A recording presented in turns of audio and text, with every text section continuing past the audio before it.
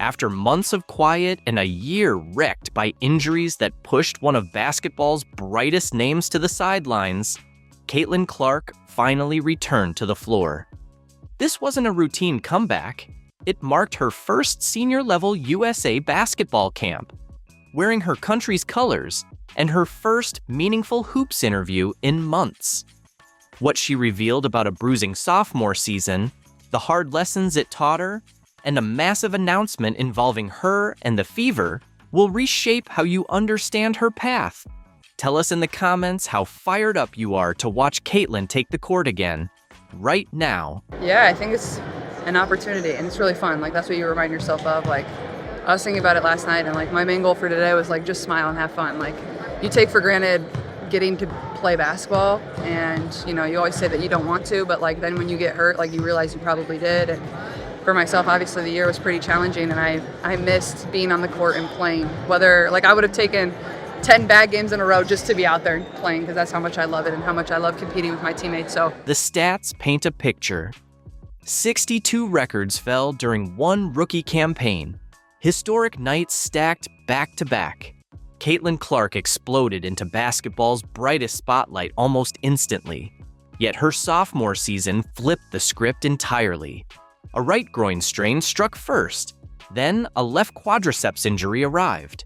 Issues spread to both groins. A bone bruise in her left ankle deepened the damage. After only 13 games, the year stopped cold. The shift from record-smashing star to sidelined observer cut deeper than any injury. Clark went from owning every floor she touched to watching contests from the bench. Silent gym workouts replaced the thunder of sold-out arenas. Rehab sessions crowded the schedule where games once lived. Doubt hovered daily over when she could finally return to full power and confidence again at her peak form. I know you told us today that after practice you were a little bit nervous going in just because you hadn't played in a while. Was there a moment you tried to get over that, said, all right, I'm good, I'm back to where I was before I got hurt? And I think you hit that one step back three that bring some comfort in some ways in the sort of part we saw. yeah, I mean, honestly, I feel like when I touched the basketball to start warming up before the practice even started, that's probably when I felt pretty comfortable. But I mean, I've worked so hard. Like, I haven't taken a break since, honestly, since the beginning of the WNBA season, with just all my rehab and getting back to where I wanted to be and then getting even better. So that's been kind of my focus. And this has kind of been my next thing that I've been working for since our season ended. And those quiet hours gave Clark something she never had during her meteoric rise. Space to reflect, space to observe, space to truly understand what her teammates endured when injuries derailed them. She studied their frustration inside rehab rooms. She saw their resolve through setbacks. She watched them push through pain simply to return to the team. Just really thankful for, the training staff and player development and everybody that has kind of been there with me. They haven't taken a break either because they invest a lot of time and they want me to be successful. So I think for myself, like it's not proving it to yourself again, but it's just that feeling. And I think it just made me smile quite a bit. Like, I really did kind of feel like myself out there and just continuing to get my lungs back. But I felt like I was moving really well. So it was pretty satisfying. The solitude of rehab turned into Clark's unlikely classroom. Each day away from competition taught her resilience lessons she never learned while shattering records. She realized leadership reaches far beyond dazzling plays or drilling game-winning shots. True leadership appeared in the quiet moments when teammates needed support the most during tough recovery days. Wanted to ask you about, the last 6 months. I mean, you basically, I think you had a stretch of like 7 years, whether it's Iowa or Dowling, where you just didn't miss a game. You never were out for one game with an ankle tweak or anything. Just having that stretch of being off the court and not playing games, did you learn anything about yourself? And did you learn anything about the game just being on the sideline rather than playing? Clark started reaching toward injured teammates in ways she had never done before. She began checking on them consistently through text messages. She gave encouragement in their darkest moments. She finally grasped what it meant to feel completely cut off from the thing you love most again. That experience opened her eyes to the mental battles that accompany physical setbacks alone. I put together a pretty incredible stretch of never missing a game. And, the fact is, when you're a professional athlete, it's going to come at some point. That's just how it goes. I think it's honestly taught me more than I've probably ever learned through the course of my career of, how to take care of your body, how to get right, how to stay healthy. Her understanding of what it truly means to be a great teammate shifted entirely during those months away from the game. Clark came to see that showing up for others carried the same weight as excelling on game night. She learned that leadership doesn't disappear just because you're off the floor. That forced pause revealed that standing by teammates through their struggles forges connections deeper than any in-game rhythm. The mental grind of recovery became just as demanding as the physical rehab itself. Clark had to face the truth that her body wouldn't always align with her drive. Doubts crept in about whether she could reach her old level again. The unknown timeline and uncertainty of full recovery stretched her patience every single day. In a way, at the end of the WNBA season, obviously I did everything I could to try to be able to come back and, be able to play for my team, but, it just didn't really work. I think that was almost a way of relief for myself, just knowing that, I gave everything I could to possibly try to play, but my body just wasn't really letting me. Yet those brutal months uncovered something deeper about Clark's makeup. She refused to let adversity define her journey. Instead, she turned the downtime into an opportunity to better understand team chemistry. She watched how veterans lifted younger teammates during their toughest stretches. She learned to value the simple privilege of being able to compete. Clark reflected on how the experience reshaped the way she connects with teammates. More than anything, she said it taught her how to be an exceptional teammate and a strong leader by truly understanding what others endure. Having teammates who battled injuries made her determined to always show up for them, no matter what. I continued to rehab, and now feeling back at 100%, it honestly took probably longer than I expected, but knowing my body's in a really good spot. And, I think more than anything, it just teaches you how to be a really great teammate and a really good leader, and understanding what your teammates go through. Obviously, I'm going to have teammates that have been through injuries and are going to continue to go through injuries, and always leaning on them and being there for them. And, if I have a teammate hurt going forward, I'm always going to be the one that texts them and checks on them. And then, just pouring into your teammates. You can do that whether you play or you don't play. And that was kind of my main focus. Her dedication to supporting others became unmistakably clear during recovery. If I have a teammate hurt going forward, I'm always going to be the one texting them and checking in, she said. Just pouring into your teammates. You can do that whether you play or you don't. That period of injury reshaped her understanding of what leadership truly means. Meanwhile, her desire to return to the court grew stronger every day. I missed being on the court and playing. I would have taken 10 bad games in a row just to be out there. That's how much I love it, Clark admitted. The forced absence made her value basketball in ways she never had before.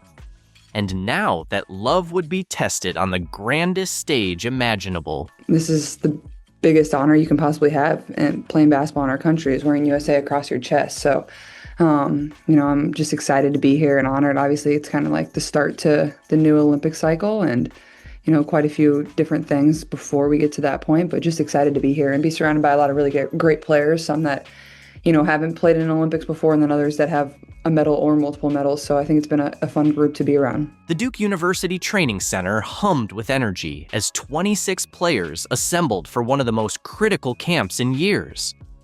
This December session kicked off roster preparations for both the 2026 World Cup in Berlin and the 2028 Olympics in Los Angeles.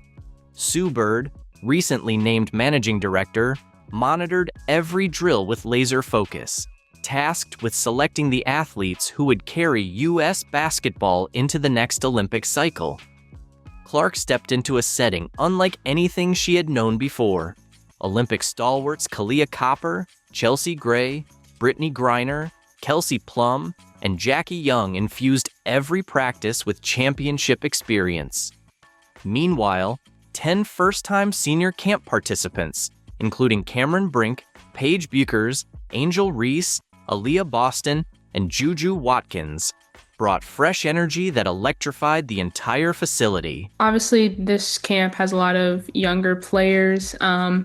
What can you say just about all of you being able to come together and kind of signify this start of this new Olympic cycle, with all of you being together and being so familiar with each other?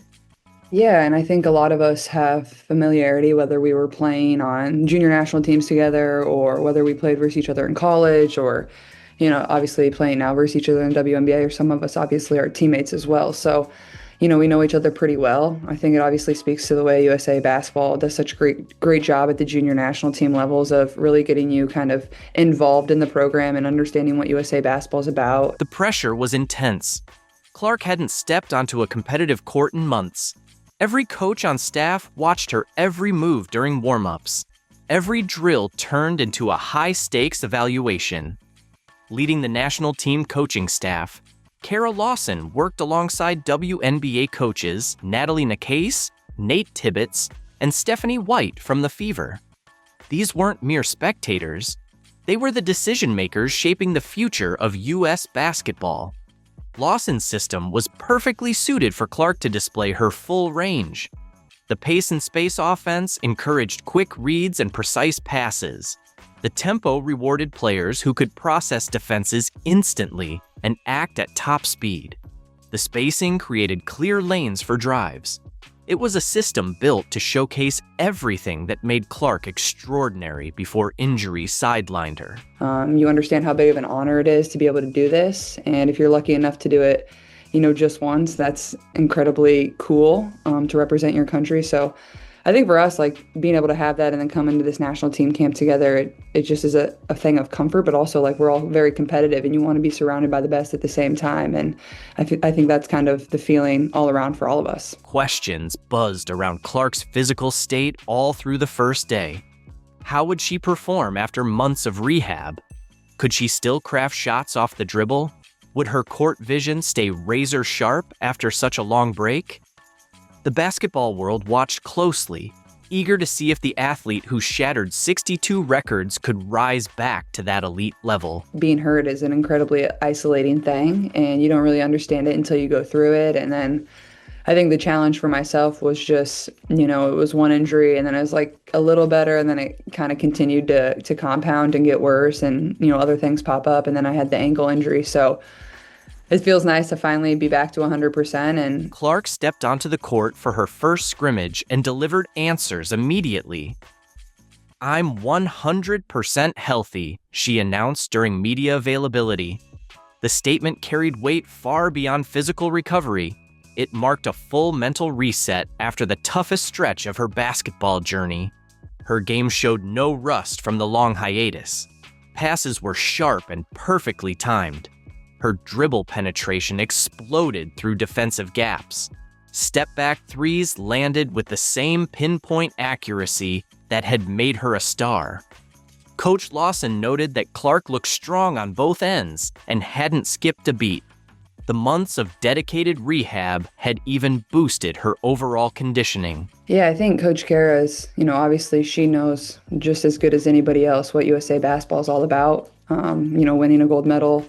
And then additionally, like she's been a part of a lot of different Olympic teams, whether it's 3-on-3 stuff, whether it's obviously an assistant coach at the last gold medal. But I think it's just the energy she brings. And I think that impacts every single person in the gym. And I think that's a really powerful thing as a coach. So I think that was, this is really my first time around Coach Kara as well. Like I don't have a prior relationship with her. So obviously it's been good to get to know her over the course of this first few days. But I think for myself, it's just the energy and the competitive spirit that she brings as a coach. I think that really impacts players and what they want to bring on the court as well. Clark reunited with Cameron Brink, her longtime roommate from previous USA Basketball stints. Their friendship, nearly 9 years in the making, offered a sense of comfort amid the intense competition. "We've known each other for so long," Clark said, emphasizing how personal bonds eased her return to elite play. The camp prioritized evaluation and team chemistry over pressure. Clark reminded herself to enjoy the process and smile as she adapted to the team's structure. Her shooting range wowed coaches during practice. Her rapid decision-making fits seamlessly with the international style of play. The pace-oriented system let her instincts shine naturally without forcing overthought movements. Well, first of all, obviously, it's great to see Cam. Last time I played USA basketball, I'm pretty sure she was on the team, or maybe that was 2 times ago, but she was actually my roommate one of the times that I played USA basketball. So I've known her for quite some time now, and then obviously throughout college, continued to build our relationship, and then even now professionally. So it's always good to see people that you've known for, 5+ years and even longer now. I mean, it was the U16 team was the first team I ever played on, and I think I was 15. So it's been almost 9 years now, which is pretty incredible, the course of this journey. Clark's presence alongside rising stars like Buchers, Reese, and Watkins marked a generational shift for Team USA. The mix of youth and experience fueled practices where every player pushed one another to new heights.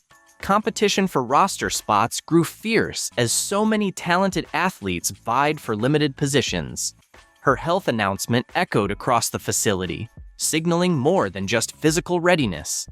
It showed she was mentally prepared for the leadership that comes with wearing the USA jersey.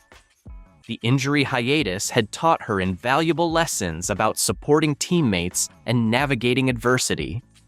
Those lessons would be vital as Team USA chased a 5th consecutive World Cup gold medal. The camp was about more than personal comebacks or individual accolades. It was the start of something bigger. Between drills and scrimmages, Clark spoke on topics far beyond basketball fundamentals. Her answers revealed an athlete deeply aware of the business realities shaping women's professional sports. When asked about the WNBA's ongoing labor negotiations, Clark didn't sidestep the question or offer safe responses. She addressed one of the league's most complex issues head-on. This is the biggest moment the WNBA has ever seen, and it's not something that can be messed up.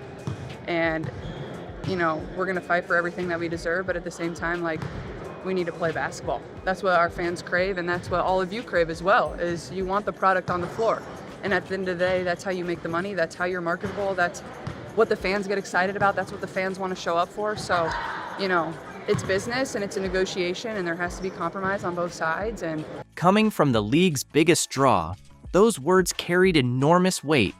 She recognized that these contract talks could determine whether the WNBA continues its rise or faces setbacks that might take years to overcome.